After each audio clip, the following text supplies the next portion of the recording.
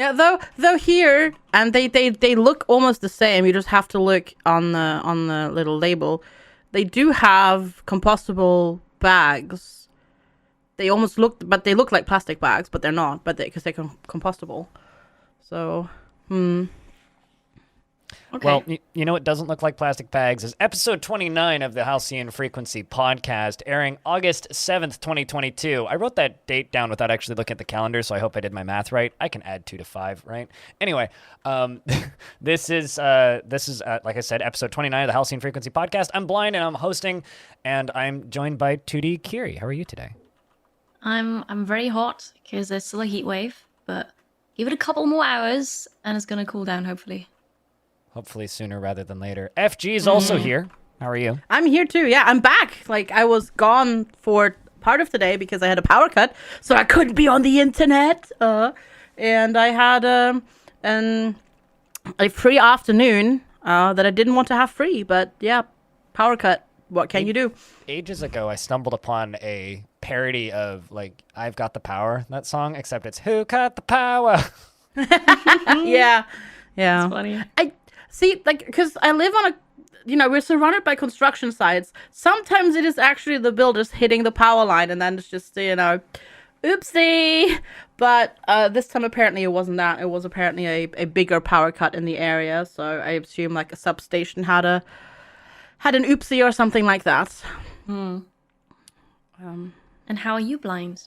I'm okay. We're also kind of in this, like, tail end of the heat wave, sort of, because we got hit with the heat wave really bad last week, the one that hit, like, eastern US real heavily about 2 weeks ago, and that kind of, like, flooded over here. Today's a little bit cooler because yesterday was really cool. Yesterday we had, like, it was like 17 C and rain. It was lovely. But it's back up to, it's almost 30 outside again, and it's 10:30 in the morning, so, like, it didn't last long, but it was nice to have one day of rain. That's good. Yeah, that sounds good. Yeah, it's 7:30 and it's still 35 Celsius outside. Yeah, I think our hottest day hit 36 at noon. But I went swimming today to my grandparents. That was really nice. Oh, yeah, nice. We got lucky this time around. We've been spared so far. It's gonna get warmer next week, but nothing. I think 30 is the highest. That's what we're gonna have. Oh no, never mind. It's 31. It's climbing up there. Yeah, so, today's supposed to hit 32. It's supposed to just be like 32 all day today. Tomorrow's supposed to be 29, which I'm going on a hike tomorrow, so that'll be nice. And then it's like 32, 34, and then it kind of mellows out after that, but because the rain seems to come back. But yeah, I don't know. Everybody keeps talking about all these thunderstorms they keep getting, and it's like we get maybe a thunderstorm a year here, whereas everywhere that's flat, it's like, yeah, we get like 90 thunderstorms a summer or whatever. Like I have a friend in Saskatchewan, and he's just like, yeah, we're on the 15th thunderstorm this year already, and it's like, huh. I can't remember the last time there was a thunderstorm here. Like, genuinely. Maybe the odd thunderclap. The thing is here, the thing with us, the problem is our July was insanely dry. Like, insanely dry. And there are so many issues. Like, we had, like, the south of England had the majority of the area in the entire month of July had, like, between 0 to 25 millimeters of rain, which is like nothing. This is the UK, you know? Yeah, that doesn't sound right. Yeah, and they're now there's like hose pipe bans in certain counties and all that sort of stuff already coming into effect. So you can't water your garden and that sort of stuff because, water shortage and that sort of stuff. So we had the exact opposite here. Like, basically up until mid-June, we had maybe the rainiest summer the rainiest like spring I can remember since moving to this part of town. Where I used to live, like higher up on the hill, we used to get rain like 9 months of the year, so like that made sense. But where I live right here, we had a weirdly wet spring and then into early summer. But when we got hit by the heat wave, we got a lot of new high scores because of all of that water that's still like up the mountains, and like the mountains still have snow on them, which is weird. That should be gone by now. And on Wednesday this week, it wasn't particularly hot on Wednesday. It was like, I think we peaked at 30 during the day and it went down pretty quickly.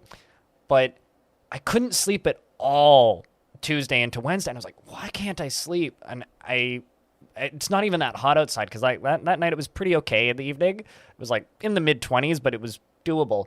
And then the next day, I see this article pops up on my phone, and it's just like, new high score. We had the highest recorded humidity ever recorded in the Fraser Valley, the Greater Vancouver area, which was 92% humidity. Literally never had that ever.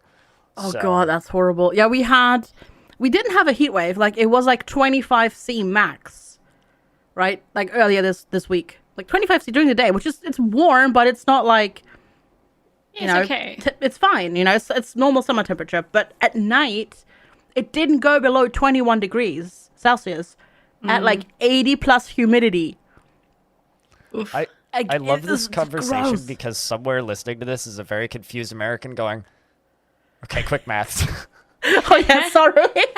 Yeah, no, that's true. Yep. We can talk about games instead. Potentially. We can talk about a game jam.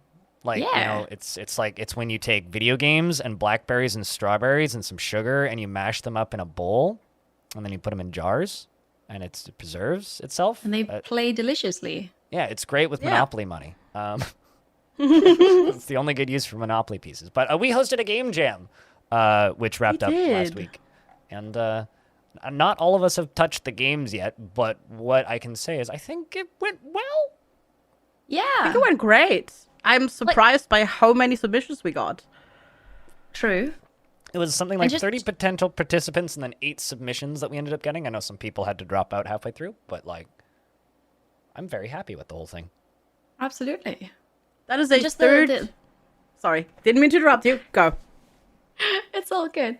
It's just the reception from the people. Like, we've been following the Discord channel, the Game Jam Discord channel, and people were really excited about it. And just not just the people who were actually participating, but also other people just wanting to know what everybody comes up with and also trying to the games then and rating and stuff. Like, I think reception was really good. Yeah. Agreed, yep. I think it's definitely an event that we're going to need to host again. Yeah. Like, I think that this is just going to become a thing.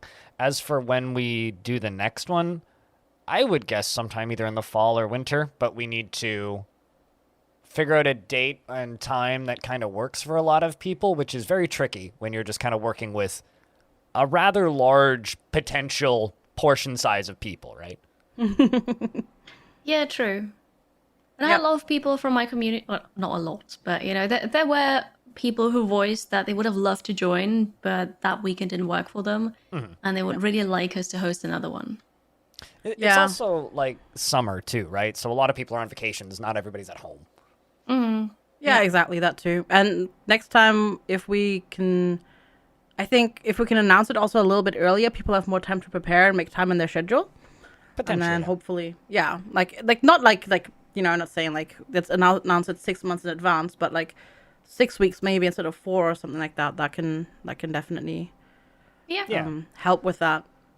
I mean, like at the time of recording, there's 57 ratings on 8 entries, which I think is like I'm very impressed by that. That's a lot of ratings. And people are like writing like super thought out comments on each game and all that sort of stuff is really cool. Yeah, like I've tested all of the games and I know that they all work on my computer. That's the extent of what I've done, but yeah, reading through the comment sections has been quite fun as well. Yeah, I love how like supportive and like, you know, how good like the feedback is and like constructive criticism. Like it feels like people are coming together and like they're actually like sort of cherishing these games and what people have come up with and all that sort of stuff. It's really cool. Absolutely. I think. I had a great time with it. Dare I ask you, did you have a favorite of all that you played? Or do you not want to say because that's also okay? I mean, how does the rating work? Because I rate it. Do people see what I rate it with how many stars? No. Is it okay? It so goes I don't into have the to say overall star rating, which is public Yeah, okay. once you rate it. So once you leave a rating, then you can see the overall rating. You don't have to say, it's fine. I was just putting you on the spot. I was just curious about it. But I have two favorites, actually. Okay. One of them is the alarm clock, the getting over it clone with the chicken. What's the male chicken again? Is it just a clock? The rooster. What's that? The rooster. The rooster. Right, that's the word. Thank you. Or the other word. Like Jump King more than Yeah, getting but over like it. that's, we don't want to, you know. The one that rhymes with sock. And the other one is Good Morning, which is that, you know, Game Boy looking game where you have to stress in the morning to get ready and drink a coffee and get your breakfast and shower and rush out the door. And I had a lot of fun with that because I like stressful games and I like the art style, and it's just, it was good. Yeah, the art on that one is amazing. So those are my favorites. Gamified stress in the morning. Yes, not saying the others were bad, by the way. Just those yeah, were my no, favorites. but like, yeah, no, I took a lot of pleasure watching Jess try to get her rooster to the top of the barn yesterday, for sure. Yeah, like, did she do that it? was good. She did do it. Yeah, she did Awesome. do it. Yeah, I didn't want to spend more time on it, so I didn't quite manage it, but it was a lot of fun. I'm going to try and play all of them on Tuesday, so I'm going to see if I can finish it on Tuesday when I do that. But you can only submit your ratings until tomorrow. So by the time people listen to this, it's already too late. Yeah, so I will be going through and playing them on like off stream today. And, Okay, yeah, good. looking at them all. And then on Tuesday I'm going to try and play them. Because they'll still be on Itch, but yeah. Yeah, exactly. Yeah, yeah. I think it took Jess about 2 hours to get to the top of the barn, give or take. Wow. Yeah, it took a while. So I think I only missed like one screen, but those were the really difficult jumps. Yeah. It definitely got a lot more difficult at the top. The closer you got to the top. Yeah, I think my quick favorite from the little bits of testing that I've been is probably kind of between Good Morning, which was Benjamin and Cilantre's, and Snooze, which is LRF LEW's. Just because Snooze is just kind of my morning, generally. Yeah, see, I found that's a very creative idea. So you just lie in bed and you have sluggish controls, and then alarm clocks will appear and ring, and you have to touch them to turn them off. I just can't relate to it at all because I'm the kind of person, first of all, I wake up before my alarm. And also, of course. If I wake up with an alarm, then I turn it off within 2 seconds and I get up. So I just can't relate to that. But it's a good idea. And I know a lot of people use like five different alarms within 2 minutes and also snooze a lot. So I could not do don't that. have 5 different alarms, but I just have an alarm. And I set my alarm for 7 in the morning. I usually get out of bed at around 8:15. Wow. Over an hour of no. Like, it's not no. It's literally like how my body works. When I wake up, I feel sick usually. Like I want to throw up in the morning if I get up straight away. Like if I were to do what Kiri does, I would literally get out of bed, walk into the bathroom, and vomit most likely. Yeah. Okay. Well, Because, that's like, a different situation then. Is that personal question? But is that because of the diabetes? Is that like a side No, effect? it's from me destroying my body when I was younger, overworking Fair myself enough. and caffeine problems. Fair enough. But it's a number of things. I'll put it that way. Fair enough. Yep. Yeah, Mystery uses an alarm, so it's a radio alarm, and it just turns on, and then it plays for an hour before it turns off, and Mystery usually lies in bed for that 1 hour, and then he gets up. Yeah, that's pretty similar. I mean, like, I'm not asleep for that entire period of time. I get super restless when I have to stay in bed when I'm awake, because my brain is immediately, like, 100%, and I'm like, oh god, okay, I'm going to start with this, I'll do that, and that, and that, and then later on, I'm going to do that. And if I can't do that, I get so restless and just anxious. I need to get out of bed. Same. And also, like, I have actually, like, noticed, like, with the radio alarm clocks, like, I don't wake up from it, like, starting to play the alarm or the music. I You listen wake to that up from it, click like, where just... it turns on? Yeah, yes! We are still the same person, FG! I can't believe it. Yeah. it's just, yeah, no. And then I'm like, okay, I'm awake now. I just gotta go. Yep. I think I really need to go and like get one of those. Like I always wanted to The test them. sunlight ones. The sunlight ones. Yeah, I'll see if that makes any difference. My sister loves that. I have that naturally because I sleep by a window. Yeah. Do you not have curtains? Yeah, I have Or curtains, but blinds? the sun comes through the corners. Same here, We have- actually. We have pretty efficient blackout curtains, so there's not much light. I have like pretty nice blinds on the sliding glass door, but the little one by my head, no. It's just very simple, like straight blinds. And they do the job, but they're not that efficient. They're not at that. perfect. Yeah. Yeah. So in the middle of the summer, when the sun comes up at 5 a.m., I usually start getting restless and like half waking up around like 6 a.m., but then the alarm goes off at 7 and I start the morning routine of like slowly waking my stupid brain up. Gotcha. I love how we started talking about the game jam and then just completely. I mean, it was still on topic, but also not. We're just talking about yeah. the theme. Yeah, it's great. Yeah, It yeah, was it's great. good morning, and then Yeah. that was that snooze game. So Yeah. No, I'm But yeah, really great- looking forward to great playing them. submissions. Yes. Yeah, absolutely looking forward to, playing through all of these today and giving them ratings and then trying Yeah. to record some stuff for YouTube, like either tomorrow or on Sunday, and then playing them on stream on Tuesday. Yeah, Looking I'm forward sad. to I'm sad I didn't get to play them today on stream because of the stupid power cut. But because I had my whole entire day planned out. But oh well. I saw your tweet and it was like, okay, we're gonna start with this, and then we're gonna this, and then this. I'm like, Yeah, the Yeah, power because cut. I was gonna do. I'm gonna play this game, and then you got the power outage. yeah, and then I'm gonna do the sponsor segment, and I'm gonna do that, and then I'm gonna spend the last hour before the podcast playing some 2 Point Campus. But nope. Yep. And you know what the best thing was? Like literally the second before the power cut, like there's a clip and it's hilarious. Somebody goes and in chat says, only less than an hour until my weekend starts. And I'm like sitting there in my brain calculating because, okay, podcast recording, it was around 12 something. I'm like, all right, my weekend starts in 10 hours. Cluck. And then my power went out. It was hilarious. Like the timing. Nope, your Yes, weekend it starts now. already. Now, yeah. Not quite, because now you're recording a podcast, so, I mean, I don't know. Yeah, but I mean, it's fine. I already had like loads of hours to kind of chill and, make dinner and all that sort of stuff. So Yeah, it's okay. the kind of funny thing about this podcast for me is it actually does kind of feel like the start of my weekend in a way. Like I work quite a bit on Mondays usually, and I usually end up doing some work on Sundays, but like Saturday I don't really do much, and like Friday after recording and editing the podcast I don't really do much. So it's like largely Saturday, Sunday is my weekend. Monday is when my week starts, and then like recording this podcast is starting the weekend. To be fair, recording this podcast is pretty chill. Like it's not obviously we're not Super falling focused, asleep. Difficult work. Yeah. It's not as high energy and high concentration as streaming.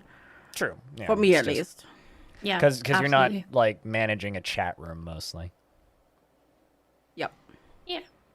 Correct. You don't have to tell people it's not your birthday every single minute. Oh, but FG This is it? seems like a you problem. That is such a me problem. Yeah, Yes. no, it is. Yeah. It is. But what isn't a you problem is we do like to talk about video games. So I think we're going to go to a real quick break. When we come back, we're going to talk about the games that we've been playing this week, and then I'm going to review my Playdate, which arrived. Or at least the device itself. I obviously can't review all of the games that come with it because they unlock 2 a week. So I will be talking about the device and messing around with the device over the last 4 days or so. But yeah, we'll be right back right after this. Hey, Bill here. I wasn't here to discuss these sizzling topics this week, but if you wanna hear some more of me, you can find me any day at twitch.tv/BlindIRL or in a future episode. Enjoy the rest of the podcast. And we're back. This is episode 29 of the Halcyon Frequency podcast. I'm Blind, and I'm still hosting, and I'm with 2D Kiri and FGSquared. And we're going to talk about the games that we've been playing this week, and I think FG is going to start off here with Soda Story Brewing Tycoon. Yeah, so I know you've played that as well, Kiri. Yeah. And I got a key sent to me, and then I finally said, okay, there's this week it's pretty quiet. Like there's not too much coming out in August, so I'm like, I'm gonna go through some stuff from my back catalog. So I picked that one, and it's like when you look at it, you think, oh, this is like this really cutesy sort of management sim automation, soda brewing game, but it's like a super dystopian setting. You're like a prisoner. What? You can choose what crime you committed that sent you to prison, and then you get picked for a TV show called Prisoneers, where prisoners have to run businesses. You get landed with soda because nobody wants to do soda, and so you just do that. And it's basically like all those reality TV shows where people can like call in and vote for you, and if you make it to the top of the rankings, you get like a month off your sentence. It's like it starts off like super like okay, and then it just gets like more and more dystopian and wacky and weird, and you don't actually grow actual plants, you grow flavor. It's really weird. Like you start off normal, like there's like, I don't know, lemon, lime, strawberry, like those kind of things, and then this flavor is sweat and joy. This one's cheese.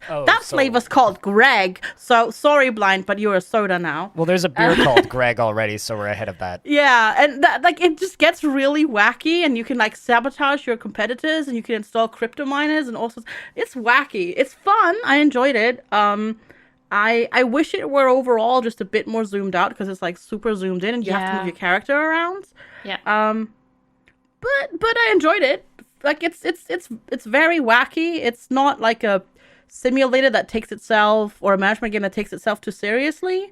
But I enjoyed it. I had fun with it. I played it for 2 days, and yeah, it's not bad at all. Certainly seems like a try the demo type game. Yeah, definitely. Because it has a demo available. Yes. And it has like basic automation as well. Like you can get bots later on that you can upgrade, and you can program them, like harvest this, and then you get like watering drones and all that sort of stuff. So you can automate a lot of the processes, which is nice. But yeah, it's very wacky, but in a good way. Yeah, I find it's very funny. Yeah.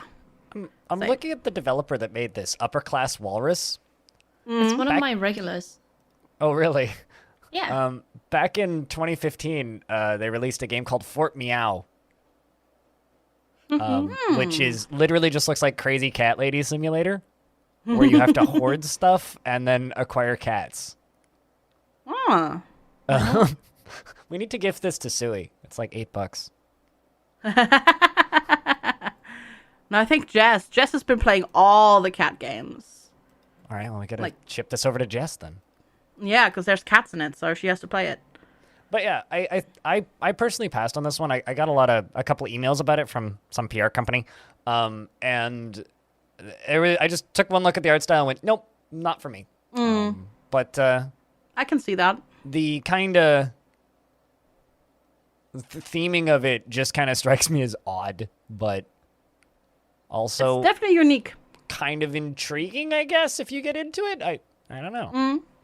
Yeah, you also get like messages, and there's like the secret Dr. Soda that starts helping you, and there's also sorts of shenanigans like going on. You can kick out your competitors out of the race, but then they disappear, and it's something. Is there like character customization? Because I'm seeing some really wacky looking peoples in this. No, not much. You can choose a little bit, but not much. Like the other competitors look wackier than you do. They've got cool hair colors, but you don't. Yeah. I went with the gray hair because that at least had a nice hairdo, I guess. Mm-hmm. Interesting. Yeah. Yeah, no, it was definitely something else. But I think we all enjoyed it, so yeah, it was good. Yeah, no, I did. I can quickly talk about Space Bandit if you guys want. Yeah. So that? I have been doing this thing where I just find random cheap games that nobody's playing, and I've been playing them, like things that get no press coverage whatsoever. And I stumbled on Space Bandit, and first off, I think it would make both of you sick, but it's Hotline Miami in space, but it's run based. So, you know, it's you do a run and you make a little bit of money from the run, and then you can unlock guns to start with.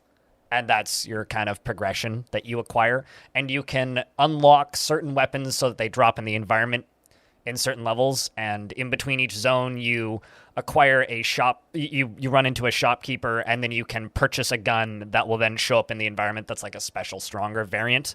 So it's pretty minimal on its progression, but it's got a few features that I think are really cool. The first one is it describes itself as 1,000 IQ AI. Well, first off, when it comes to like motion sickness stuff, you can turn off the camera warble thing, because Hotline Miami did this obnoxious thing where the whole map would like tilt to the left and back, and it's supposed to make you feel like you're on a acid trip, which it kind of does. It also makes you want to throw up, just like acid. Now, this game kind of does that too, but you can disable it, which is really nice. So the game suddenly became playable for me when I did that. The second thing that you can do is you can turn off screen shake entirely, which is also really nice. But the camera is attached to the mouse, and it has to be, otherwise the game would be unplayable because you get shot by stuff off screen. So it kind of is what it is. But the game describes itself as having 1,000 IQ AI. And the cool part about this game isn't that it's kind of like Hotline Miami. It's not that it's a fast-paced one-hit kill skill-based game with kind of almost stealth elements. That's not the cool part. The cool part about this game is the fact that the AI has a voice line for everything. So you'll shoot a bad guy, and he'll fall onto the ground, and he'll have a little thought bubble above his head, and you can run up to him and stamp on him a couple of times and kill him. Or you can leave him, and he counts as dead. But an enemy could go grab a med pack and then run to him and res him. And bring him back, and then there's a med pack that you can't get because it's on that guy, and you have to kill that guy a second time to get the med pack from him. That's really neat. The second thing is it is a one-hit kill game, but there is these med packs which look like life preservers. If you have one, when you take the killing blow, you can teleport. And when you teleport, it gives you a line, and you can draw through enemies, and you can jump anywhere onto the map, and if you cut through an enemy, it kills them while you're teleporting. And then, like, you could theoretically teleport directly onto another life preserver or the enemy that picked it up and get another one immediately. So it kind of gives you some leeway there. Another fun thing is if you get killed, and before you start the run over, there's a retry button. There's a bullshit button. You can call bullshit in this game. You can only call bullshit every 10 minutes, though. So sometimes you'll get into a really hard room, kill everything but want to get shot in the back and go, bullshit. Click the bullshit button, and then try the map again. Which is really funny when there's like 40 seconds left on the bullshit meter, and you're just sitting there just going, well, we're sitting here for 40 seconds, chat room, because I'm trying this again. And the runs are really short. Like, I haven't beaten the game yet, but I've gotten to the last boss, and it takes maybe 8 minutes to run through the whole game. So your opportunity to call bullshit is pretty frequent, which is fun. The whole kind of theme of the game is bizarre. You're a space bandit, and everybody in the game is named Doug. You're all Dougs. So the little creatures in this game, they kind of look like Super Meat Boy. They're made out of cubes. They're all named Doug, and everybody head bobs to the music because they're all stuck in a time loop, essentially. And the whole shtick of your character is you are an interdimensional space bandit that's trying to break the loop. And the whole point of the game is you're paid by this guy who is paying you by the kill, and you teleport into one version of the space station. You go through, you kill everybody, you get to the end, you run into the shopkeeper, and then you take the interdimensional time travel device, which is a revolver, and you shoot yourself in the head to teleport to the next map. So it's got kind of a neat theme. And when you shoot yourself in the head, it zooms out and you see all of the different iterations of like the world, and some of them will be missing, and those are the ones where you failed. And I don't know, it's got a neat theme. The music absolutely slaps. It's got 3 tracks in it, and they're all absolute bangers. And it's, I don't know, it's just got, it's fun, it's fast paced, it feels good, it feels kind of like playing like a better Hotline Miami in some ways. There's a good variety of different weapons and railguns that can shoot through walls and stuff. There's little cubes that you can kick to knock out of the way. There's like stealth mechanics. The AI uses last known position stuff, so like they'll call out where you are and throw little speech bubbles at you. So if you just like ditch around and duck behind a wall and get behind them, they'll keep shooting in where you were previously, and you can like pop out behind them. It's a lot of fun. $5. It's great. So I've been enjoying that. It looks really, really cool. Like, I'm looking at it, but I have realized this week, because I played a game, I'm not going to talk about that game, for a sponsored segment this week as well, where the camera was also bound to mouse, so I had to force myself to play it for the 2 hours, and I realized that is probably the second most triggering thing for my simulation sickness next to motion blur. So unfortunately, it looks really, really cool. Like, that would totally, like, if it didn't have that, I know it's needed, but like, that would totally be like a game that I would fire up and just do a couple of runs and then do something else, because it looks really cool. But yeah, unfortunately. Yeah, I mean, it's suboptimal in that way, but it's, I don't know. If you're somebody out there who enjoyed Hotline Miami back in the day, this is like that, but better in some ways and not as good in other ways. Like, there's certain mechanics that Hotline Miami had that this doesn't have. Like, there's no doors that you can knock down to slap things onto the ground, and there's no mechanics in that way that are similar to Hotline Miami, but it does certainly scratch that itch in a good way. It also has 3 different difficulty modes: casual, hard, and boards.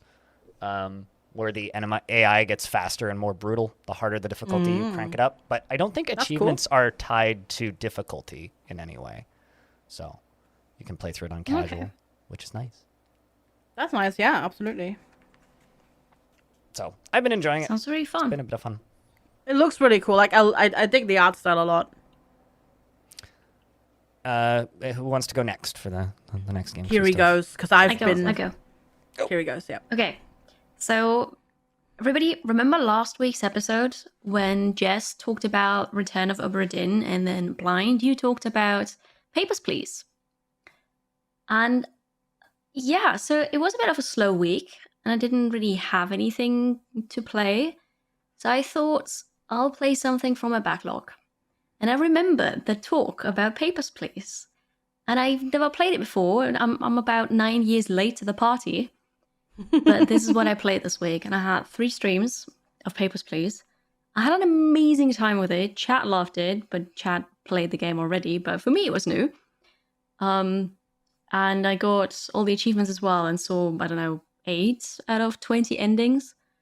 And for anybody who doesn't know what it is, it's basically a border inspector simulator. So it's in the 1980s, a fascist regime. So you work for that regime, and you look at the papers of people wanting to cross the border. So you check and compare: are the papers forged? Is that seal correct? Are they actually as heavy as that document claims? And so on. And you're supposed to feel empathy for the people, right? Because then some people might not have the correct papers, but I don't know, the wife wants to cross the border to live with her husband, or somebody needs surgery, but they can't get the surgery in their country, so they need to go to the other country. I realized that when I play these games, I do not feel empathy at all. I just let Dark Kiri out full force. And also, it's like the perfect game for me because I like following rules. You have that rule book, and it says, everybody needs a passport. Citizens need an ID card. If they're foreigners, they need this and this and this supplement as well. And I'm like, okay, wait, you don't have this? Denied. Next one. Okay, you have everything. Approved. You don't have this. Oh, you're going to bribe me with your watch and with money? Think of the bribe. Denied. And he's like, I had so much fun with this game. It was amazing. Glory to Astrostica. Absolutely. Like, it's so seriously, Dark Kiri loved this. I did too. But this was a short film. Did you know that?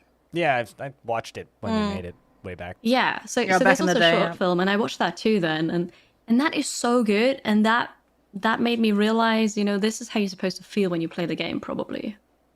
Like that internal struggle of, oh god, I really want to help this person, but also I don't want to do anything wrong because people are like supervising me. I'm like, so that movie is great, but I did not feel that at all while playing the game. It just felt so evil. See, then there's me where I'm just like, screw the system, and I try and get away with as much as possible in that game. Like, it's just like, yes, I'll take the bribe and let you through. Like, I went on, like, there's the guy who shows up with, like, the passport that's, like, drawn in crayon. Yeah. Like, my Georgie. entire goal for a while, because, like, I played this game before I streamed, right? Like, before I streamed actively, anyway. Like, this came out in August 2013 on Steam. Came out a bit before then on a different platform, which is where I bought it. Because I wasn't using Steam as actively back then, because, you know, this is ages ago. I just tried to get away with as much as possible. So it was... I didn't do that. It was fun. Good times. I can't remember It's a great how many game. endings I got, Yeah. but It's a honestly, fantastic game. It's seeing very you swell. play it made me almost want to go back and replay it. It's like, oh my god, I should A lot like, of game my ages viewers, like wine. yeah, a lot of my viewers reacted like that. Like they played that game years ago, but then seeing me play it made them play it again. And it's just honestly, it's a brilliant game. I had a lot of fun with it. Yeah, Lucas Pope is we don't deserve Lucas Pope in the games industry. I'll just put it that way. That's true, yeah. So I want to thank you, Blind, specifically for talking about the game last week and giving me the idea to play it. One question I have for you about it is, can you when you play Papers, Please for the first time, was your first impression of it kind of the feeling of, oh, this is political commentary? Because Lucas Pope insists he accidentally made political commentary. His goal was to just make a thriller. Oh. And didn't realize he was making... Because I listened to him on a podcast a couple of years ago, right after Return of the Obra Dinn came out. And the conversation started off as about Papers, Please before they moved into Obra Dinn. And they asked him, they're like, were you intentionally making political commentary? And he goes, that he said he didn't realize he'd made a political game until it released. Oh, interesting. No, that for me, that was very political. Okay, because like Same. I think that it's fascinating to me like that wasn't his intention and Yeah, was something that he happened into by I don't think you can play accident. it without thinking about that. I don't know. Yeah. I don't know, because I want to say maybe for us it's more like that because at least some of us here in Europe like kind of went through this sort of stuff. Yeah. Like it's in the history books, right? Like Yeah. East and West Germany.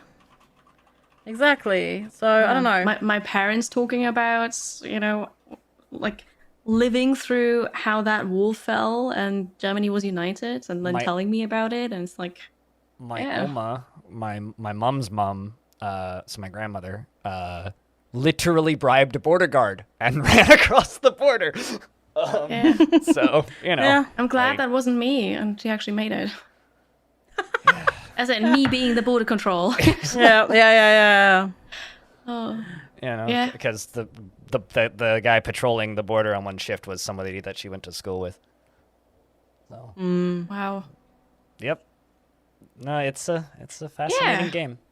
It Glad is. It ages It is. well. Agreed. Yeah. It does. Radio. Yeah. It was super fun. FG, do you want to pick a game for your list and talk to us about it?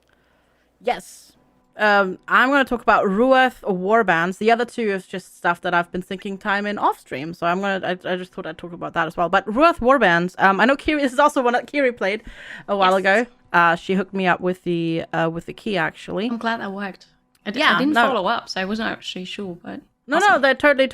Bella totally like sent me one over, and they both came out to like came to hang out and that sort of stuff. So it was really cool. So Ruadh Warbands is an early access game. It's a tactical turn-based, run-based game with meta progression. So you make a warband. It's Viking themed. Has amazing music.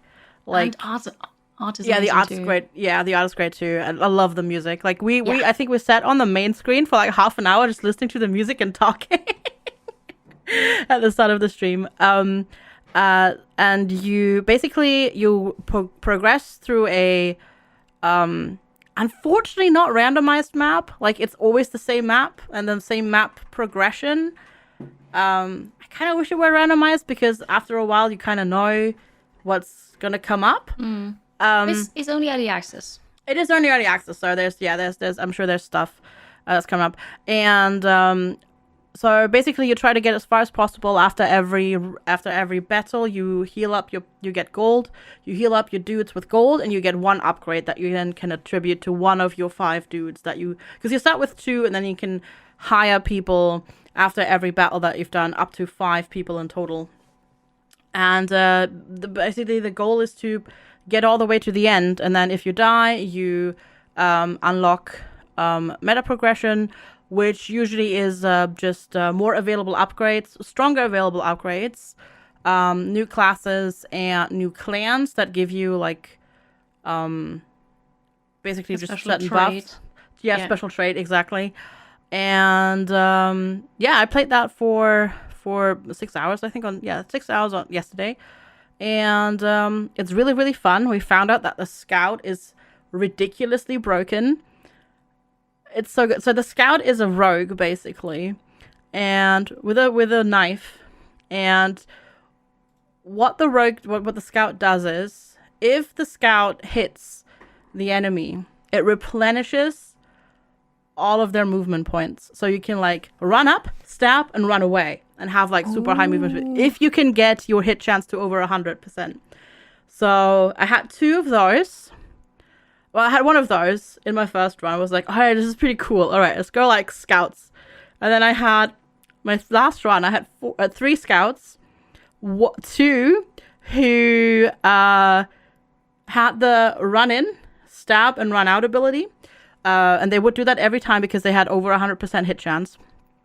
But they also had an upgrade that increased their range by 2. So there's these scouts with a dagger, but on like a long stick, and they just poke them from like 2 tiles away, and then just run around. Like one map I only beat because I had 1 scout left, and I just kited the enemy around the map the entire time until they were all dead because they couldn't touch me because they had never enough movement to get me. It was great. And then my other scout though, that was just so cool because I unlocked an ability. It was so dumb. Where it's called a bag of, I think, frail javelins or something like that. And basically, I already had gotten some more attack points on her. And then basically what happened is that bag of frail javelins gives you another 8 attack points. So she had like 10 attacks that she could do in 1 round. And then always move as well, because it would replenish the movement points. But each landed hit would decreases your maximum attack points by 1 for that battle. So I would run up with her, stab, 1, run to the next one, stab, run to the next one, stab, and then for the rest of the fight, she was just up in the corner hiding because she ran out of attack points. Wow. So you can make some really crazy builds in it, which is why like I had a lot of fun with it. It's not finished yet. It's obviously not finished yet. Because there's like, as I said, like the maps are static. There's not too many. Like as far as I got, there weren't like too many varieties. There's some human enemies. There's some animal enemies. Foxes are super mean because they can attack you like 5 times. And but I'm excited to see where this game goes because I think that you can do some really broken runs in it, and I really enjoyed it. Yeah, me too. That was fun, and it's really cheap too. It's like it's 20% off right now, I think, and it's like £7.50. I want to say, like it's. So who has keys for this? Because send them my way. Oh no, the 20 discount is gone, but yeah, no, Kiri can. Yeah, no, I can do hook that. you up. This looks like something I'd play. This looks cool. Yeah, no, I really enjoyed it. it's not finished, as I said, and like I really wish the maps were random, because there are only a few, set ones, and they repeat in the same order. Are they? Is it like? Do you think it's the sort of thing where they'd be replacing parts of the map with different? What's the word? Either different encounters. Like, are they different encounters, or are the encounters all the same every single time? The encounters are all the same all the single time. Okay. So you will always have the same map layout and the same enemies on the map that you choose. That is like strange. that just comes up. That is a strange way to go. I wonder if they're planning more variety in that, or if they're just planning on doing like more of a map progression thing. Interesting. Yeah, I don't know. Yeah, no, but it was really fun, and I enjoyed it, and I'm excited to see where it goes. Although that's not too dissimilar to things like War Tales. I think like the only game that's kind of that like party-based like RPG thing that has random maps that I can think of would be either Mistover, which I think has been removed from the Steam store now, and Battle Brothers. Yeah, so the thing is with this one, this is decidedly not an RPG. Like, there is no text. It's just battle. Yeah, that's fine. Yeah. So yeah, it would be cool if there's like, even if it's just like keep the same like base layout but move some of the trees around or something. That already would be cool. Just some variety. Just spice it up a little bit. Yeah. Yeah. Because like I love games. I love run-based games. I love run-based progression, and there's a few games that have done this recently where it's just like, it's like either let's call a permadeath mode a roguelike mode, or make a run-based mode in a different game. Like, I think King Arthur did this too, which kind of confused me, where it's just like, we're going to make it really hard and kill you and make you start at the beginning, but it's the exact same content every time. It's like, well, the point of making a game run-based is you get the replayability of the variety of content and things changing every time, right? Yeah. Like... Yeah, you'd think that. Like the game that I talked about earlier, Space Bandit, it's like, there are... Like, it's very clearly, like, each spaceship that you go through is 4 different modules, like 4 different pieces, and you will see the different pieces, because it's each quarter of the spaceship is scrambled, right? So, like, there will be boxes in different locations, because those can be anywhere, and you remove them by kicking them, but, like, every single map that you're on is going to be relatively different. And so it keeps that variety going, and you can just, like, keep cramming through these levels. That's very odd to me. That they would go that route without any kind of randomization, but still want to try. Yeah, maybe in the future. It's a very small team. Like, it's a small team. Yeah, and it's the first game as well. I mean, the art's beautiful for a first game. Agreed. So. Yeah, and the music is so great. If you want, I have the Bandcamp link, because it's they actually like made, like, they commissioned music for this game, and it's so good. Gotcha. Hopefully they keep all the licensing sorted. But I already DM'd them for you about a keyblind, so they might reach out on Discord. Sweet. Yeah, they're more than welcome to reach out to me directly. So, FG, you do have 2 other games on here. I do. Stellaris and Cozy Grove. Cozy Grove. And Kiri, you've got Bear and Breakfast and 2 Point Hospital. So what's next? I'm playing Cozy Grove right now. Nice. Like, currently? It's I mean, it's not on my list, but yeah. Yeah, I just wanted to I don't know, just a little achievement of my own. I finally finished Cozy Grove 100% it again today. I did, yes. I caught the last of the stupid butterflies. So that's another game on the pile, game number 30, all 100% it. And I'm looking forward to Cozy Grove 2. That's all I wanted to say. Like, it's really short and sweet. And then I'm just gonna finish this. I've been sinking a bajillion hours into Stellaris again. Like, it got its claws back into me. Like, it just gripped me. I spent last weekend, I spent playing it for like 20 hours with Lex in multiplayer. And I got sucked back into Stellaris. I may have also already played today after my internet came back and Lex came home. You could say that game is a supermassive black hole. It is. And it's changed a lot since the last I played it, because I played it a lot in like 2018, 2019, and there's been a bajillion updates and DLCs, of course, because it's Paradox. And it's really cool how they've managed to fix the multiplayer lag. Because it used to be really, really bad, and they've made it pretty dang good now, even with like big fleets and wars going on and that sort of stuff. Like, it's really solid now. Like, it's very impressive. But that's all. That's all I wanted to say. It's just that's what I've been spending my time off stream with. Awesome. Cool. I still love my Steam Deck, and I was playing Bear and Breakfast on it because sadly I didn't get a key for it for streaming. But one of my viewers gifted me a key, and then I played it on the Steam Deck. And while it doesn't have any controller support, it still works flawlessly on the Steam Deck, just with the trackpad. It's amazing. And also the game is funny and cute. You're a bear, and for whatever reason, you believe a shark robot that is a great idea to bring humans into the forest. So you start a bed and breakfast to get humans here and make some pocket money that you don't need for anything. But it's got adorable characters and witty humor, and it's just really nice to play. It is sitting in my Steam library currently. I will play it eventually as well. Mm-hmm. Yeah, it's nice. Huh. I knew nothing about the shark portion of that game. Yeah, I don't know what's up with that. But like all the other characters or your friends and family and people that help you, or not, creatures that help you, they're all animals. Okay. And then that I don't know, corporate business person is a robot that looks like a shark. For reasons. Okay. I mean, Yeah. I would say that Bobby Kotick reminds me of a shark. So, frankly, I think it's fitting. Yeah. Yeah, no, that's true.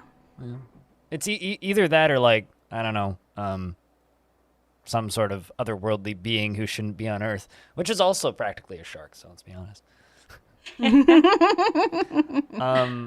Are we ready for me to talk about the Playdate? Yes, I really want to hear Yep, about do it. All Do right, it. Yep. so the Playdate arrived on stream, actually, on Tuesday. While I was streaming, I got a text from Canada Post saying, "Can you come let us in?" And I was like, really? Canada Post doesn't have it? Okay. So I went out and I got the package, came back over, opened it on stream, and so I've had some time to play with it in the evenings around my stream, as well as a little bit on stream in the evening. I messed around with it. So for anybody who doesn't know what this device is, if you missed me babbling about it nonstop in 2019 and then getting all excited when I pre-ordered one back in 2021, the Playdate is a small, and I do mean small, it's about the size of like 2 credit cards side by side or 2 bank cards side by side. And it's maybe about half a centimeter thick. It's very small. It's a little completely square device, and it's a portable games device, basically.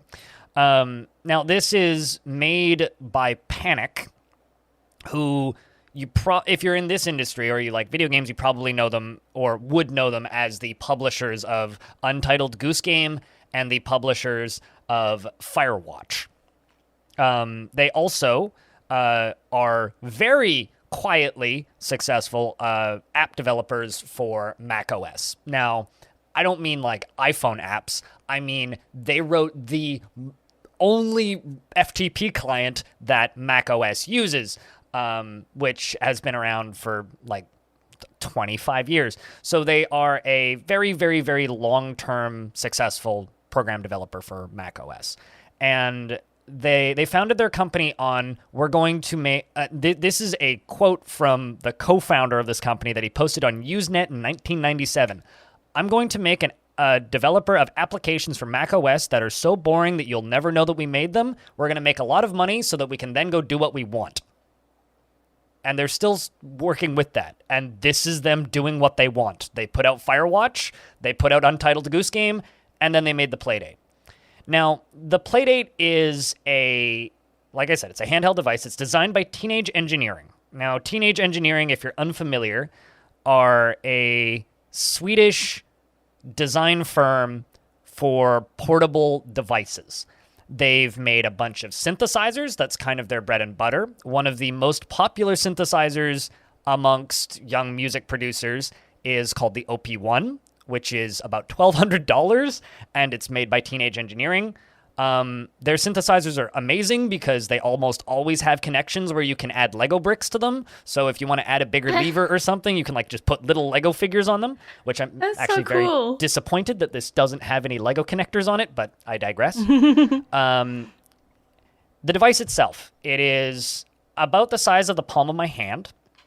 It's got a completely black and white screen. It's a very, very, very high definition screen. It's 1440p. Considering it's like smaller than a credit card, it's very, very, very clear. Now, I do have a complaint about this screen, and I'm not the only person to make this complaint. It's not backlit. That is fine if you're playing it during the day or in an even remotely well-lit room, or even in this room that I'm sitting in right now. If you ever watch my stream, it's pretty dark. My office is quite dark. I can see the screen just fine. But once the sun goes down, unless you have a night light or like some sort of light, it is impossible to see the screen. So that's kind of my big caveat with this device. However, it's not something that you're going to play for long sessions. None of the games that are included with it and the games that work well on it are not long session games. So while that is a caveat, it hasn't really become an issue for me yet. If I want to play it for a bit, I'll turn a light on, play it for 10 minutes, put it down, go do what I'm going to do after that. The standout thing about this device is it has a crank. And so as I talk about this device, I'm going to be referring to cranking it. And trust me, I'm not saying anything dirty. There's a literal analog crank on the side of this, and it's an analog input device. It doesn't charge the device. That's done by micro USB, or whatever the round one is. USB Type-C? Yes, USB Type-C. Yeah, C. So this crank is an input device for games. There are a lot of unicycle-based games on itch.io for it. And one of the first games that you unlock for this game, because I haven't even talked about the game unlocking system, but I'll get into that. One of the first games that that it unlocks for you on the device itself is a surfing game called Whitewater Wipeout by Chuhai Labs, which is a small Japanese developer. And Whitewater Wipeout, you spin the surfboard with the crank. That is the entire, that's the only input method for the game, is you hold up to grab onto the keyboard and you spin with the crank. It has an A and B button and a D-pad. The D-pad is clicky and nice and feels good, and the A and B buttons also feel good. And there is a little menu button up at the top of the screen that is also your return, and then there's a locking button on top.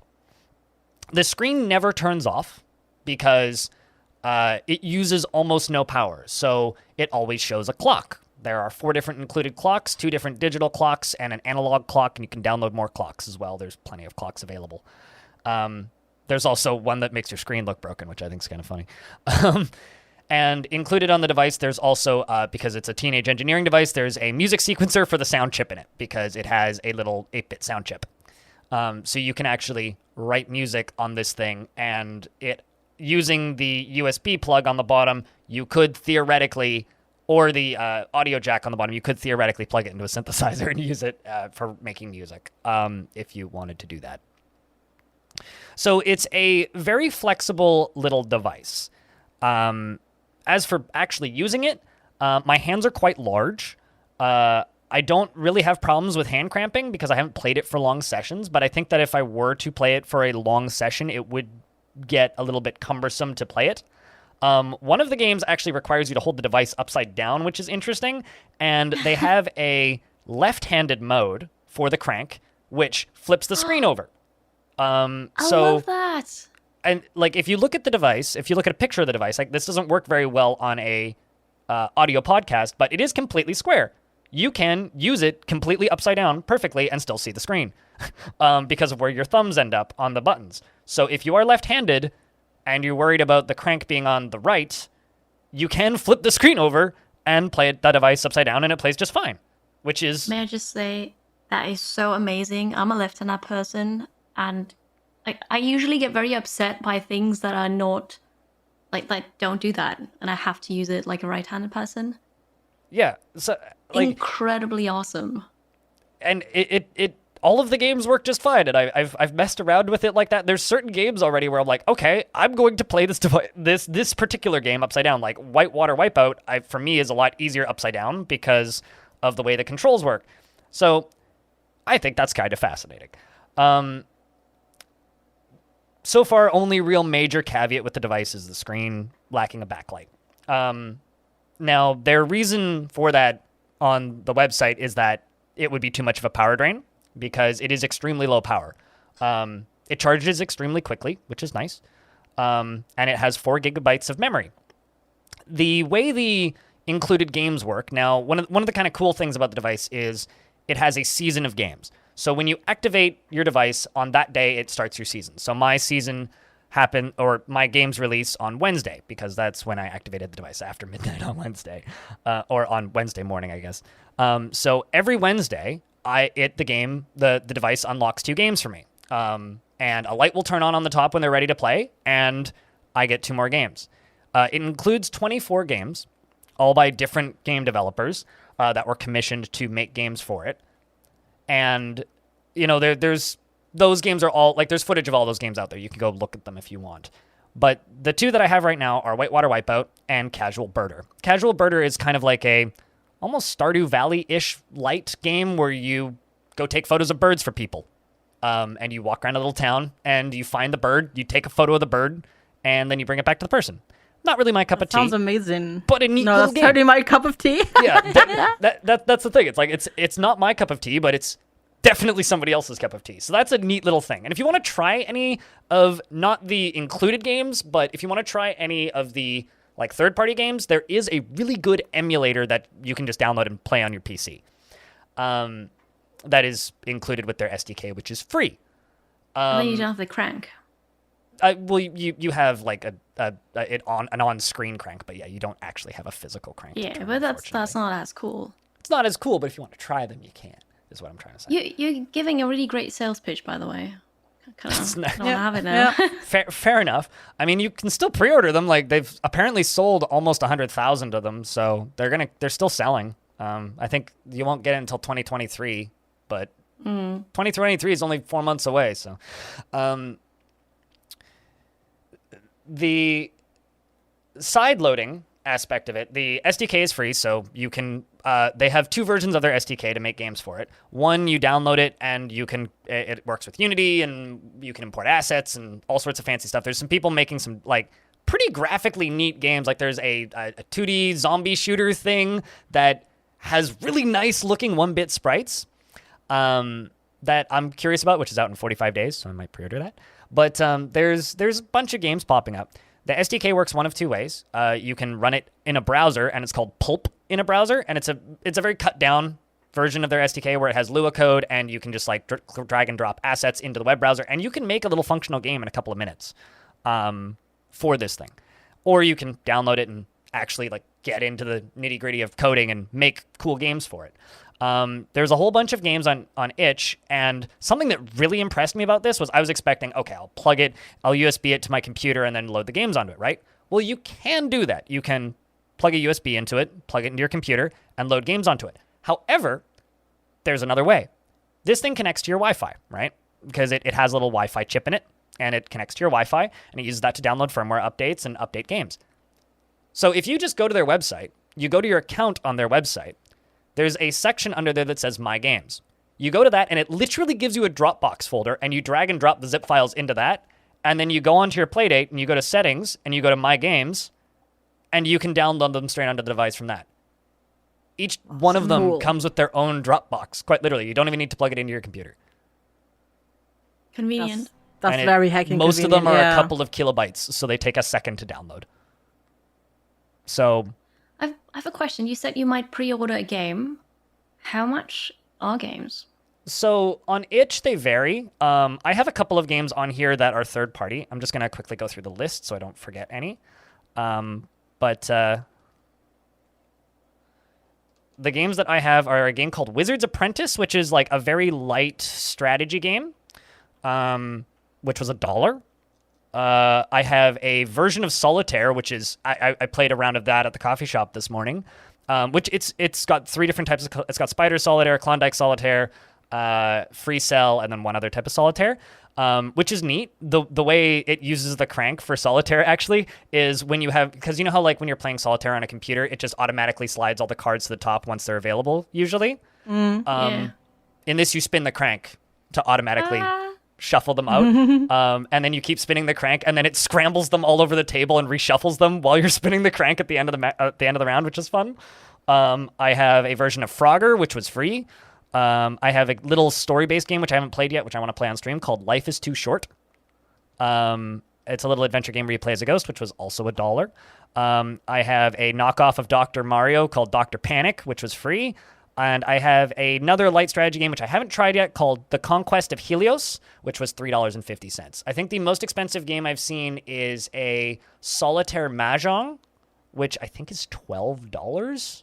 But like, they range from like a free to like $12 is the most expensive I've seen them. I know Panic has been throwing around the suggestion of maybe we'll do a season 2 where they commission a bunch more developers to do another season, and that will probably cost money. Yeah, of course. But they haven't confirmed anything, and so I don't know. But games are cheap. There's not a huge number of them. There's maybe 3 dozen on itch or so. I'm sad because the version of Tetris got taken down by Ubisoft, so I have to wait for someone else to make a Tetris clone, or if anybody has the folder for Tetris, I'll take... Just send me the zip. But yeah, that's it's a neat little device. I'm trying to think if I've forgotten anything, but it's cool. I would love to see them make a reversion, a new version with a backlight and a slightly bigger battery. But like, you know, aside from that, there's nothing quite like it, and Yeah. that is really cool. Oh, there's one other thing that I'm forgetting. Alongside of where you download the SDK on the website, there is a piece of software called Playdate Mirror. If you USB your Playdate to your PC, or with a delay you can connect via Wi-Fi, it direct captures from the device. So you don't need to go through a capture card or anything. Oh, that's Awesome. cool. So that's neat. It seems like somebody actually thought about this when they made it. Yeah. I mean... It's very much a teenage end of engineering feeling device, and you know, when I pre-ordered this thing, I had some people going, "Oh, why are you pre-ordering devices like that? That seems like a scam." And when this thing was new and I was first talking about it, people were still kind of hurting from other like all-in-one console devices, and like I bought this thing because I used it. I played it at PAX West. PAX West 2019. They had them. They had 2 games available. It was Whitewater Wipeout, and then the one by the Katamari Damacy creator, who I'm blanking on the name of right now, which is like a platformer thing where you turn it's a platformer, but the crank is time, so you move left and right with the D-pad, but you turn the crank to turn time back, and you have to dodge things to get to your date on time. And so like there'll be birds flying at you, and you have to like lean down on the D-pad and then slow down time so that he doesn't collide with the bird and stuff like that. Kind of neat. And then speed up time so that you can get to your date on time. So I played those 2 games, and that was enough for me to just go, oh, there's a free SDK and it runs in a web browser. And at the time it came with 12 games. They extended it to 24 over the pandemic because they did also have to raise the price of the device. Due to increased hardware costs. So instead of it costing, it was like supposed to be $150, they increased it to $179 and doubled the number of games on it, as kind of a make good, which I think is more than enough. I would have just paid the increased price for the original number of games, frankly. But yeah, it's really cool. It's a neat device, and I'm gonna try and make a video about it for YouTube over the weekend. I know that a lot of people have already done that, but I'm gonna do that as well. So I like it, and I'm looking forward to playing more. Lucas Pope is making a game for it, apparently. So, Ooh. yeah. That sounds exciting. Yeah. So it's cool. It's a toy for video game nerds, is the way I've heard it described, and it is absolutely that. It also has an alarm clock in it, and I used it as my alarm clock. And it's cool. It's a neat toy. I recommend getting a Playdate if you're a nerd for video games. It sounds really cool. The one thing is I just don't see myself using it as like enough to warrant the price. But I really like the idea. I don't play video games off stream. I use this. Unless I'm working, I don't play video games. So, this is a way for me to disconnect. Like, and this is the reason that like I'm not that interested in a Steam Deck is because they're PC games. I'll be playing them and I'll be like, man, I could be recording this. Like, it's not possible for me to make that disconnect anymore. Fair enough. I know a lot of people who have that. But with this thing, I can make that disconnect. Like, and I can take it to the park. Like I said, I was sitting outside the coffee shop this morning just playing Solitaire on this thing. So, I really No, it's like great. it. I don't No, know. it looks really cool. I heard that you like it. Like you're so excited about it. It's also really cool to listen to you talk about it. Like it makes me excited about it, but I don't even have one. Yeah. I love like when you look at it and like you look at like the screen. I love the screen on it, I think. Like just thinking it's basically like a Game Boy but with like a really high definition screen, and that appeals to me a lot. Like I don't know why the black and white but in like really HD, like I don't know, it has really neat visuals. Yeah, and like if you want to see what the device looks like, or if you haven't seen one, like if you just go to play.date, their website, probably should have mentioned this at the beginning. You know, like it has a 3D render, which is a very good representation of what it looks like. And another thing that I kind of want to say is like the packaging is really nice and it's not overpacked. I've ordered devices in the past and it's just like, why is this box so big? Like the box is tiny. All right. Should we talk about news? Should we move on to news? All right. Do we have one more thing? Well, we don't really have to talk about it. It's just 2 Point Hospital, because 2 Point Campus is coming out next week, and I'm so excited. And once again, I didn't really know what to stream this week, because my last stream of the week, like my work week, is on Thursday. But Hardware's 2 was coming out on Thursday, but basically when I ended the stream, and other games are coming out on Friday, or like today, actually. So I couldn't really stream those games yet, and I thought, all right, well, I'm excited about 2 Point Campus. I haven't finished 2 Point Hospital yet. Let's play that. And a great time achievement hunting. That's it. Nice. Well, how many achievements are you still lacking at this point? Well, let me see. 14. So I still need to play like 2.5 DLCs, I think. Yeah, that's plenty. That's definitely still plenty of I know. content. I can't get it done before campus releases. No, probably not. But that's okay. One day. Yeah. All right. So I think it's time for us to move on to news. So we're going to take a real quick break here, where I'm definitely not going to play games on my Playdate. And then when we return, we are going to talk about the news that's been happening this week. Back right after this. Hi, BlindIRL here. Thanks for listening to our podcast again. I'm not on the episode this week, but I'll be again later some of the other weeks. But if you want to see and hear more of me, you can find me on twitch.tv/BlindIRL, where I do all my gaming content, also on youtube.com/BlindIRL for all the reviews and everything. And also I've been doing a lot of miniature stuff lately, all kinds of Warhammer and painting and modeling and so on, and you can find those on Rikus Minis on YouTube, and same also on the Instagram if you're interested. But anyways, back to the episode and enjoy listening for the rest of it. And we're back to the Halcyon Frequency podcast for August 7th, 2022. I'm still blind, and I'm with 2D Kiri and FGSquared, and we are going to cover the news this week. Before we do that, I'm gonna just cut in here. You said you were gonna play games on the Playdate. How many games do you actually play now in that break? In that break, I fiddled with the options menu to see what other clocks I had, because I couldn't remember how many were included. Okay, so not actually playing a game. Didn't actually play in a game, no. But I did fiddle All with right, it. yeah. It's almost become my fidget spinner. It's kind of bad. Like I'll be sitting here here streaming, and I'll just be waiting for Dwarf Fortress to do something or something. I'll just be like spinning the Crank. the crank. Oh yeah, I can see that. Yeah. Right. Although, to be fair, they did put up a thing on their blog ages ago saying that the crank survived 71 days in a machine that was spinning at 60 times a minute. That's a lot of cranks. So it can crank for a very long time before it starts to get sounds okay. defective. So yeah, I can just sit here and use it as a fidget spinner. It's great. Awesome. Okay, sorry, news. That's fine. It's okay. The Playdate's still news for me. Anyway, it's news time, so of course it's time for us to talk about Activision being terrible.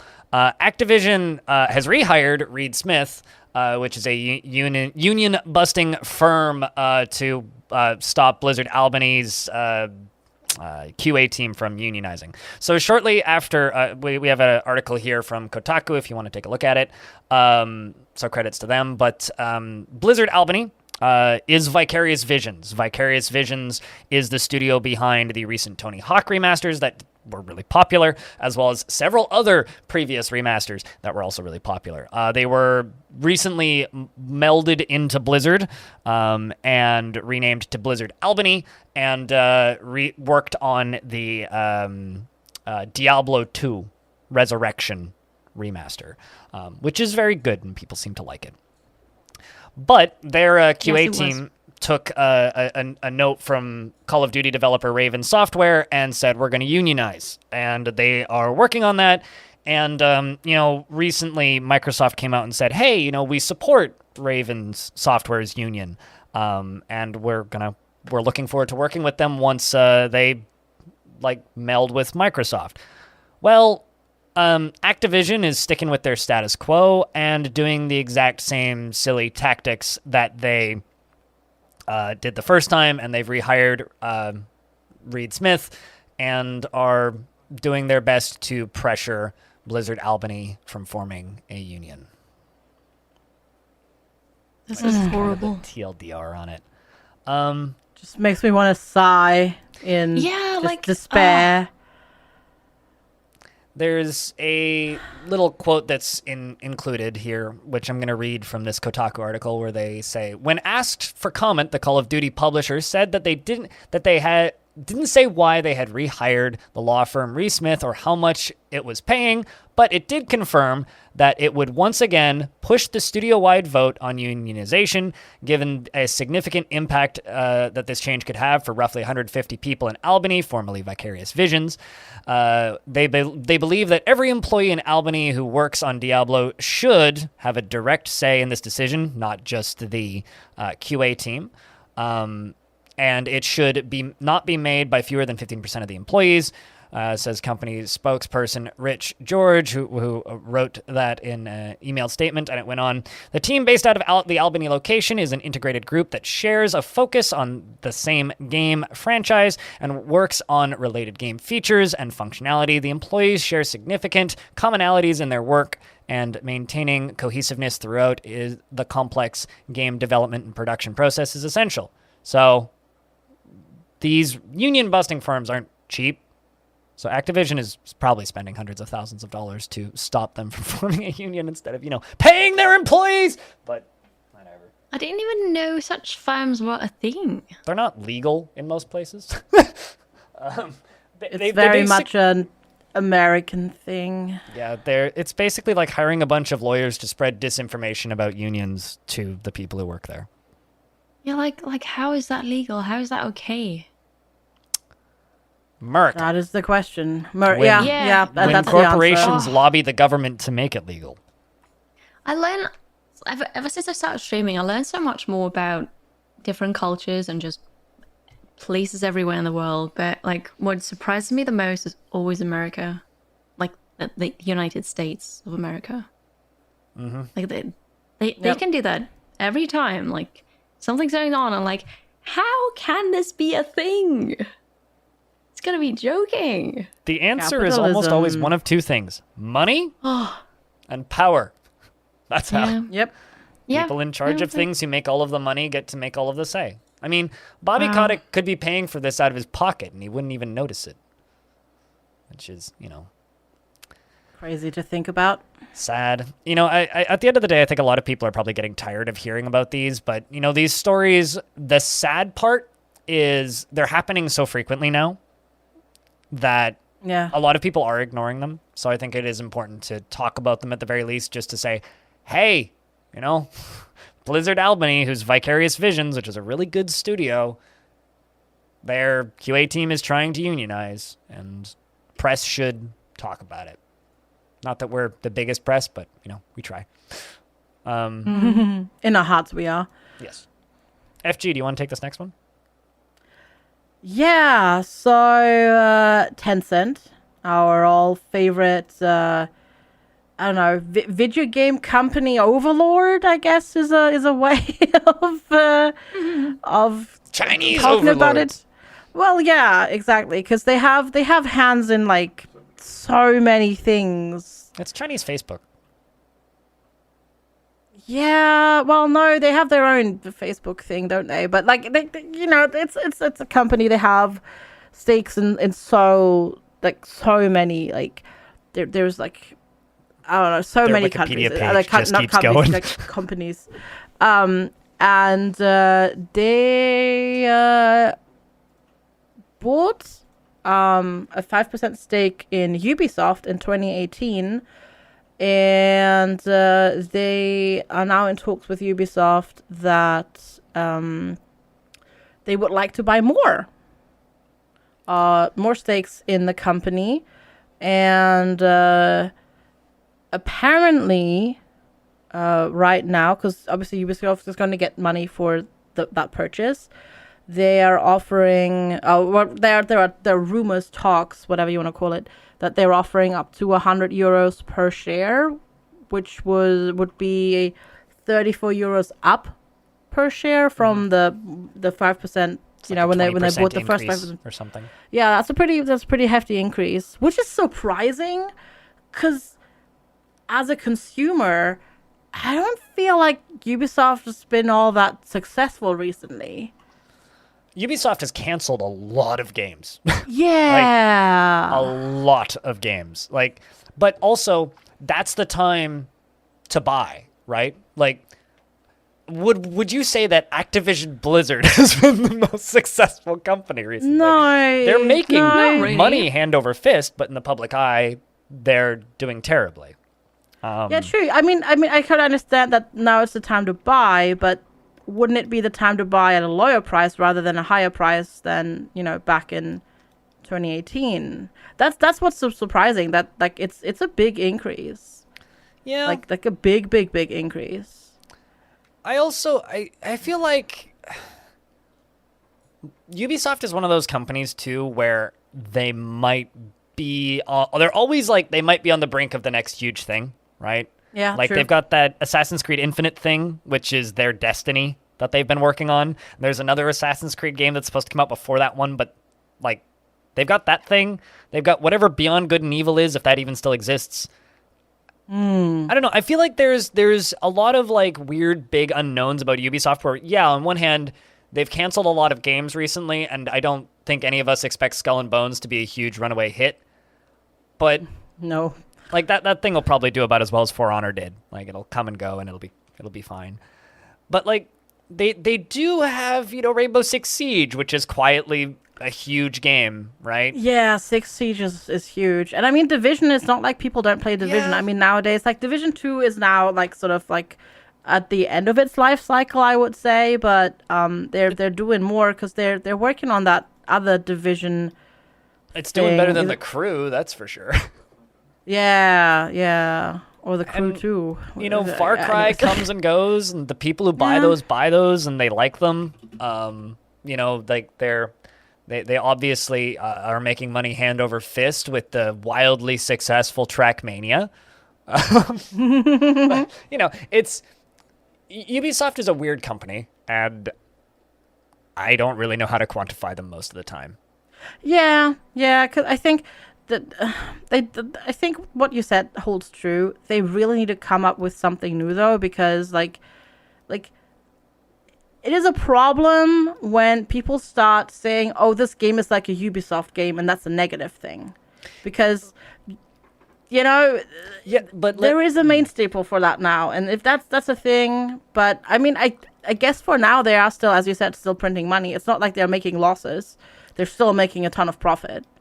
you also need to remember that when people say, "Oh, that's a Ubisoft game," and they say that as a negative, the people that you hear say that are people that are in our circles, right? It's people that are in the games press. It's people that are streamers who play a lot of video games. If you tell my friend Kevin it's like a Ubisoft game, he goes, great, that means it's the only game I need to buy this year. Like, Yeah, if you, true. like, he was so excited when his other friend told him that Elden Ring is like Ubisoft made a Dark Souls. Because he's just like, I get to play Dark Souls for a whole year. That's fantastic. Because he loves Dark Souls. So, it's weird. And like I'm looking at The Crew 2 right now. Like, The Crew 2 has very positive reviews and like 1,200 people playing it. That is kind of a weird card game. Yeah. That's full of advertising and full of microtransactions and season passes and stuff. And the people playing that game like it. I don't know. Ubisoft is a weird company. Yeah, it is. Also, you know what? You talking about that just made me remember, because it's been a while since I've been on the podcast. And I just like to shout this out right now, like totally random. The Hot Wheels DLC for Forza Horizon is amazing, and people should play it. Anyways. Because it's Trackmania super is still fun. the best Hot Wheels game, though. But yes. I might be re-upping my subscription to Trackmania soon, because a certain podcaster I like is making a server. Anyway, but yeah, I'll be curious to see if this goes through and what ends up happening with it. I think it's something to watch. I mean, this Reuters article goes into a lot of very nitty-gritty details with a lot of market speak, so I recommend reading the article if you're interested in, I don't know, Tencent's impending takeover. Politics, yeah, takeovers and that sort of stuff. I guess the question is, what's more terrifying, Tencent or Embracer? Pick your poison. Embracer has the more terrifying name, like hands down. Like Tencent is like, Tencent, but then like They're like a fifth of 50 Embracer Cent. Group, that just sounds like they're gonna grab you and smother you. It's like they did that on purpose. Yeah. Any volunteers to take this next story, or should I take this one? Yeah, I got it. So it's a TwitchCon one, right? Yep. Yeah. So people are very upset right now. People as in streamers, but also Twitch viewers, because TwitchCon San Diego is happening in early October. Tickets are on sale now, but there are no health measures, I'm going to say now. So Twitch has stated that there's not going to be any mask mandate, no vaccination proof required, no negative test required. And they say that that is in accordance with... did they say California or San Diego? What they say, it's the California regulation floor. So the Right. floor is nothing, but you can add on as many requirements as you want.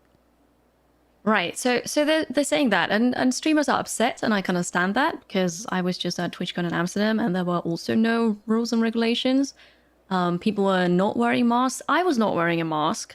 I got COVID. Lots of other people got COVID. So it does make sense to at least, I don't know, require a negative test or like wear masks. That would be perfect, right? And then that would help. And the really absurd thing is that recently at the same venue, Comic-Con was held, and they had the mask mandate. It was And also masks people- and proof of negative test, yeah. Exactly. So it's, yeah. And the crazy thing about It's about just Comic-Con, why, right? the crazy thing about Comic-Con is I listen to Completely Unnecessary podcast. Ian, who's one of the two hosts of that podcast, they both halves of that podcast went to Comic-Con. Ian went for all of the days, and Pat went for one day. And Ian got sick, even with the negative test requirements and the masks requirements. So like people were getting sick out of Comic-Con with those requirements. Oh, wow. So like obviously it's not as insane the numbers as TwitchCon EU, which is where it was like, well, it's literally everybody. It feels like. Well, not quite, but I'd say about half of the people. It was well. How many people are being honest though? Like, but I mean, sure, but funnily enough, I had COVID and Mystery didn't, right? fair enough. Yeah. So Yeah, That's still that's amazing. I have no idea how he did that. By the way, I also don't know, right? Because he just said, okay, well, I'm gonna get it too. So we just did not separate, and we were in the same hotel room, and we said, you know, here at home, our flat is not big enough, so we also slept in the same bed, and you know, but he didn't get it. So I'd say about half the people got it from Amsterdam. Yeah, I don't know. Still a lot though. Like, I mean, that's a lot. It is absolutely a lot, right? And I think masks would be the least that it could do for TwitchCon and A. So there's a user voice right now where streamers are trying to get Twitch to change the way they think about this. We'll see. And I mean, Twitch can change it at any point. They also said that for Amsterdam, but they didn't. Yeah. Also, George R. R. Martin Yeah. got COVID at Comic-Con. So, you know, it's... we just had an anime I don't know convention. why that's funny. It's funny because of the memes of, like, Game of Thrones is never going to come out, right? Yeah, that's why. Oh. But, like, it's that's not what funny I was that... thinking as well. Like, Okay, that so he just got another it. distraction then. Yeah, I see. I hope that he's okay. I think he is. I haven't heard anything bad. But, like, we just had a convention here in Vancouver, and it was the anime convention that happens here every year. I don't know how it went because I didn't follow it, but, like, they had proof of negative test and masks required the entire time. And I don't know. I'm currently doing soul searching, trying to figure out if I want to go to PAX West, but I feel like the minimum requirements are the minimum requirements for a reason. They're the minimum requirements to allow for events to happen. It's the job of the event organizers to add on requirements on top of that, and it's very clear that Twitch/Amazon has gone with the let's get the most attendance and make the most money on what is a small profit margin. And enforcing mask rules, negative tests, causes lines, which requires more employees, which cuts into your profit margin. And this doesn't have anything to do with health and safety. This seems to just be a money issue from Twitch's perspective. And you mentioned the user voice, Kiri. Multiple members of Twitch staff have posted that user voice on their Twitter, just stating, hey, this exists. You know, maybe have a look. Because they obviously can't say anything, right? So, from my point of view, it's just really fucking depressing because I remember Twitch when it was small and scrappy. I know Twitch it's a big company. Oh yeah, it definitely is. It definitely It's is. just a big company. I'm not going to say who I talked to, but I talked to a couple of people that reached out to me that asked if I was going to TwitchCon EU, and I said no. I made the decision to stay home, and these were people that work with companies, like, and they had to go as part of their job, and a non-zero number of them also said to me like, "That's smart. I kind of wish I didn't have to go," like. That's the problem as well. Like, it's not just the people that choose to go; it's the people that have to go as part of their job, and they just can't say no. Yeah. And like those people, I mean, yes, they're still free to wear a mask, but it only does so much if everybody else doesn't wear a mask, right? Yeah, I mean, it and if you go to a convention and you're the only person wearing a mask, it's not going to do you any good. It's only going to do you good if like the majority of other people are wearing masks. So. Yeah, exactly. Yeah, I don't know. I think that this is just kind of a sad way to go about things, but it is what it is. It is what it is in the end. Yeah. Yeah. So, I went to a big event a week ago, and like, knock on wood, I also no problem. So that was also like, it was also a gamble, and I took it, and I was aware that I took it because we were in a concert hall with like, I don't know, 600, 700, 800 other people. I don't know how big that was in the end. And, but no, nothing, luckily. I've been going to concerts, not super frequently, but I've gone to a couple concerts this year and I've got tickets for more. Every single concert I've gone to has sent like 2 to 3 emails before the show saying, if you're sick, stay home. If you're sick, stay home and tell us you're sick and we'll refund your ticket. We don't give refunds normally.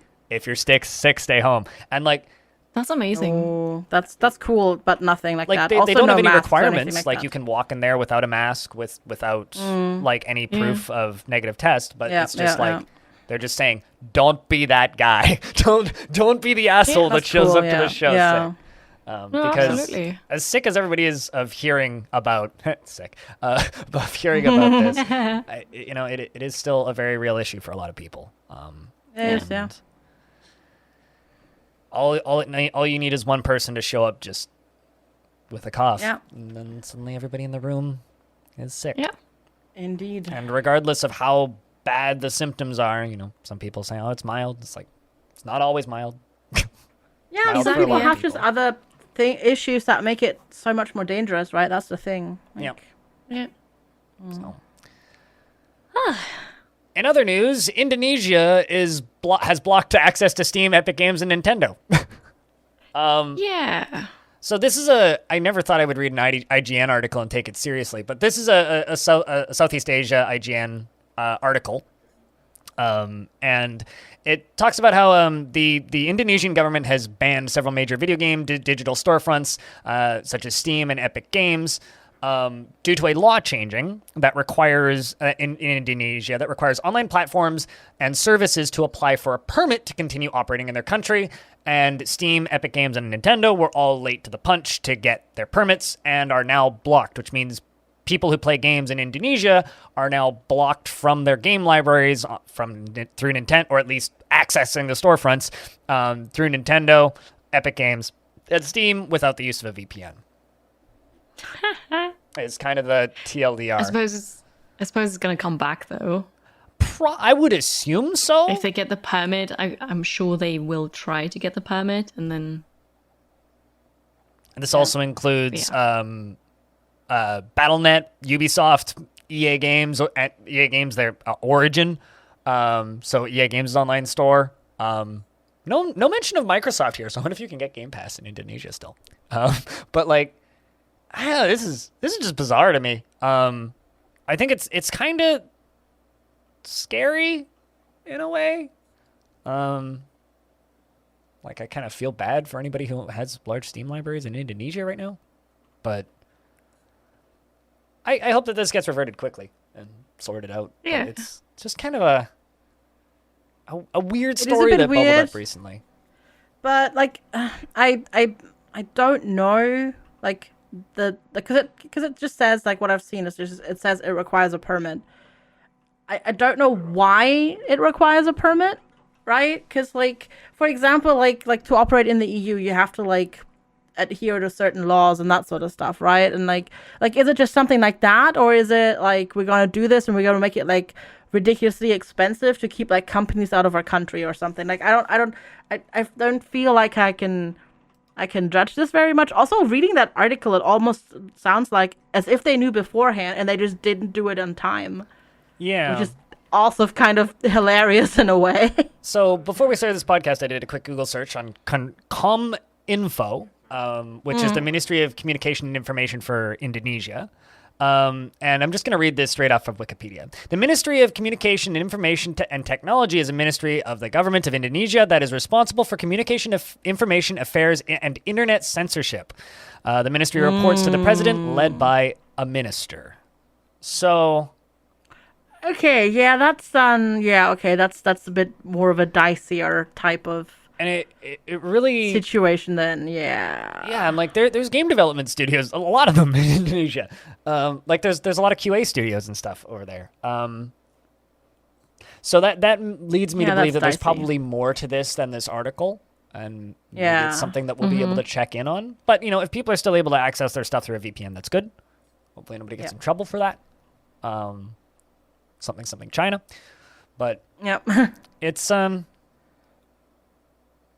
it just weird. kind of goes to show how your Steam library is non-tangible in a way, right? Like if it just gets blocked, you just don't have it anymore. It's gone.